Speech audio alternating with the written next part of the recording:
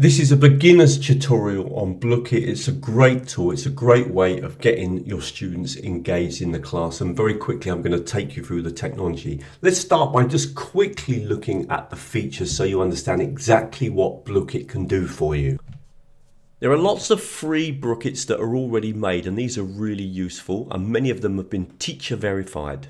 The product has a very generous free option, and what I particularly like is when the students play the games and answer the questions, there's a gamified element to what they're doing. Students can access the games really quickly. They can use their QR code, they can use a link. We can use these games and set them for homework. And the students don't need to log in. It's only the teacher that needs an account. There's also a solo option. So if students do create a free account, they can actually play on their own, which is something I often do when studying French. The layout is very clear, it's very well organized, and when you play the games afterwards, there is a really useful report. One other thing to keep in mind as well is that when you're playing the games, you do get a kind of league table, a board that showing you who is winning and who isn't winning, etc. Now, I do actually have a paid account, but I'm going to use a free account for this, and I've already created my free account. You will need, of course, to sign up if you haven't created the account. I signed up by using my Google account. It was very, very quick, signed in with Google, and I was ready to play the activities straight away. So I've logged in with my Google account, and what I want to do today, and it's a good idea to click on My Sets, and you will see any sets that you've got here. As I said, I've just created this account to demo the free option, is that we want to click on Discover Sets, because there are hundreds of sets, or millions of sets in fact, that you can access, and many of them you can access with the free option. So you can use the search bar here at the top, and you'll be amazed what you can find. Another thing that you might be interested in is if you scroll down is these verified categories, and obviously for me my interest is world languages, so I'm going to click here, and for this example I'm going to click on French and just get an idea of how many activities are available. Now you'll notice that all these ones here can be used even in the free account. Some of them require plus only, but even the verified activities, some of them are free, and that's what we're going to work with, because I want to play a game instantly so you can see how easy it is to set up and play a Blooket.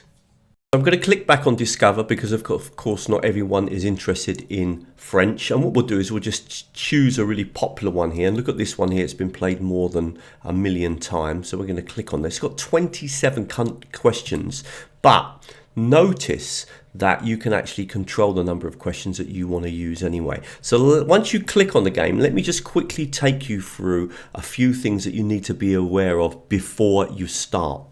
Before we start, I just want to go through a few things on the screen because they're very useful. Number one, if you want to see a little bit what it's going to look like for students, because obviously the question's going to come up on their phones, on their smartphones or on their computers, and then what are they going to see? Well, they're going to see the question plus they're going to see their options, and of course we can see, as the teacher, we can see which is the correct answer. So that just shows the answers. This is a very interesting button. It allows students to play on their own. Now remember, they can sign up and create a free account, and they could therefore sign up and play the games, and that's a little bit what I sometimes do when I want to practice languages. The other option, before we actually do the one that we're going to do now, which is we're going to play a game live, is that we can assign for homework. So I could click on this button here and assign this, and I can choose a game type, which I'll talk a little bit about in a minute, and we'll choose cafe. I can click on assign for homework. There's a few settings, for example, when is the activity due, and I can give it a number of days, hours, etc. And then I can click on, once I've done my settings, I can click on assign now. And then what I can do is the students can either use the QR code to access the activity, or of course we could share the link with them. And that means the students could do this for homework rather than do it live. But what I'm actually going to do is I'm going to play the game live. So let's go back to that screen that we were on before and play a game. Okay, we've gone through all the basic settings. Let's actually play a game. So we're going to click on host a game. And the first thing to keep in mind is that you've got a variety of different kind of game formats. So though obviously it's simply questions and true and false and things like that, they are gamified and you're going to have to get familiar with these different games. If you click on each game, it will give you a kind of quick breakdown of what that game is. And it also gives you some useful information about the minimum number of players that are needed to make the game work. So if you really want to play the game, because often you can take points from your from the other players and things like that. So it is worth kind of clicking through and deciding what game you're going to use. For this one, I'm just going to go with Gold Quest. Okay, and you get the instructions here on the side. This game requires a minimum of 3 players, so I'm going to have to log in at least 3 times, and we're going to click on the host here to start playing the game. And when you come in, there's just a couple of settings that are really worth being familiar with. When you play a game, you can either limit when the game ends by time, or you can limit it by some kind of goal. For example, in this one, it's when the players or the students get a certain amount of gold. So the first person to get a certain amount of gold wins the game. So you can kind of choose between the two. Now, for simplicity's sake, I'm going to choose time, and we're going to play just for 5 minutes. Now, if you scroll down, there are a few other settings. I'm going to leave those as they are. And so we're ready to start. So we're going to click on host now. And there is some nice music that plays. I'm going to turn the music off. And the great thing is there are at least 2 ways that people can log in, and I'm going to show you both. First of all, students can log in with their QR codes. They can point at the screen with their phones, with their smartphones, with the camera open, and they'll be able to access the game that way. And when they do that, all that they need to do is add their name and click on join. So I'll do that. There is also a second way of joining. Students can go to this website and then they can put in this code. So you need to be projecting this screen so that the students can obviously access the game. So I can already see that one student has logged in. As I said, all that happens is that when the students point at the QR code, it says write in your nickname and then press enter.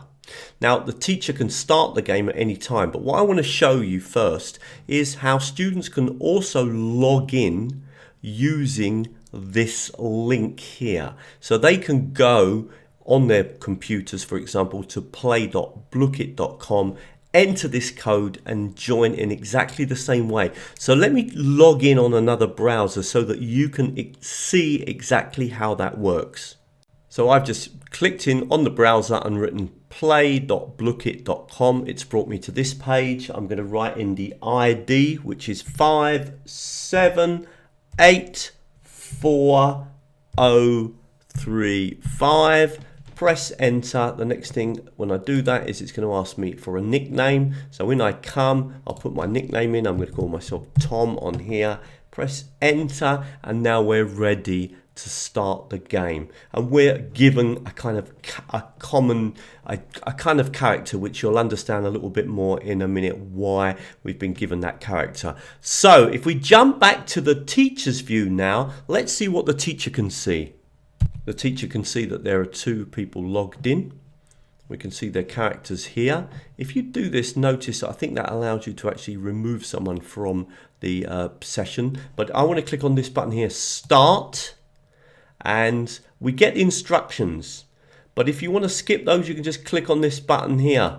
And now it's waiting. Now notice that we can see how Tom and Russell are doing. And waiting for the party means basically waiting for the students to answer the questions.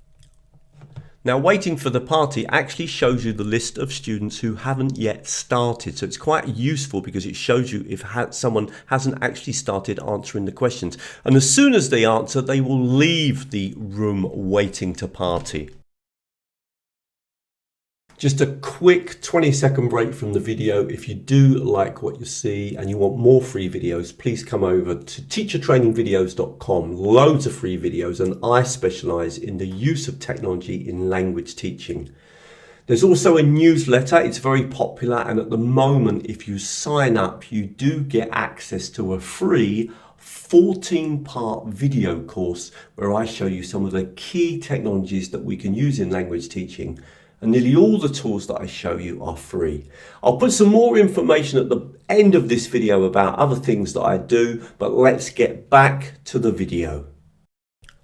So that's exactly what we can see on the screen now. Russell's answered the question and started, but Tom hasn't started yet. We're still waiting for him to join the activity. Now, when Tom does join, then what will happen is that the screen will change and it will be a league table of all of the students and who is winning the game, who's in first place, who's in second place, etc.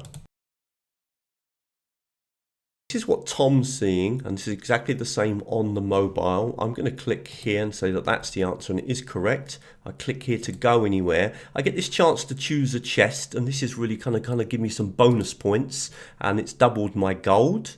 And then again, if I click anywhere on the screen, the next question is going to come up on the screen. I'm going to say, I'm going to click on 42. I'm correct again. I click anywhere. I get these choices. It's exactly the same if you're doing this on a smartphone. I'm going to choose this one. It's going to swap, and that will swap with someone else's number of points. So this is where the gamified element comes in.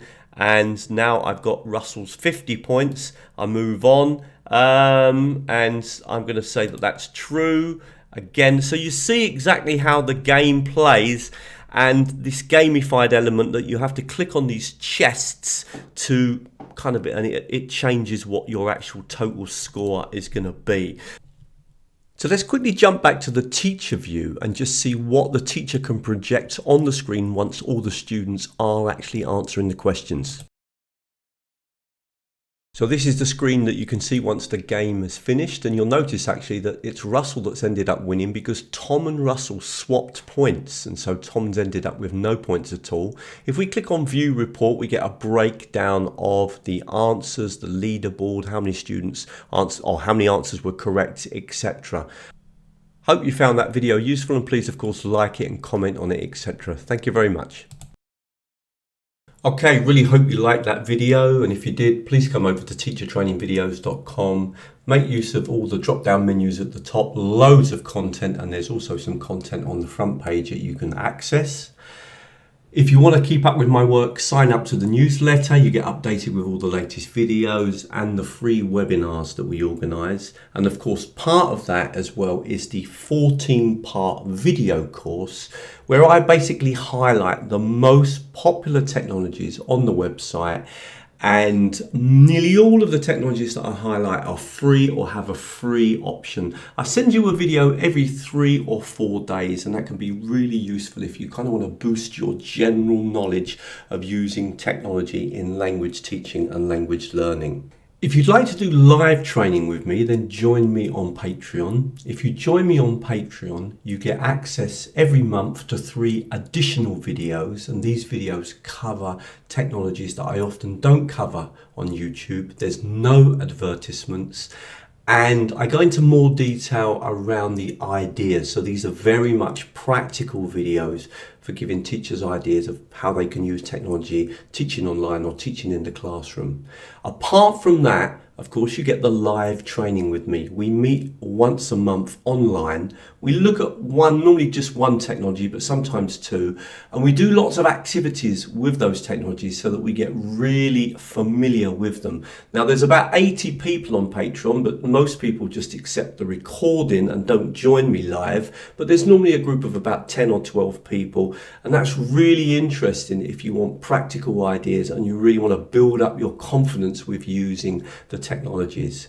The other thing, if you join me on Patreon, you will get at this moment access to all the backdated content. So if you pay your $6 a month, not only will you get access to the new videos, but in fact you'll get access to all the many videos that are already up on Patreon. So you might like to think about joining me on Patreon and joining me for live training.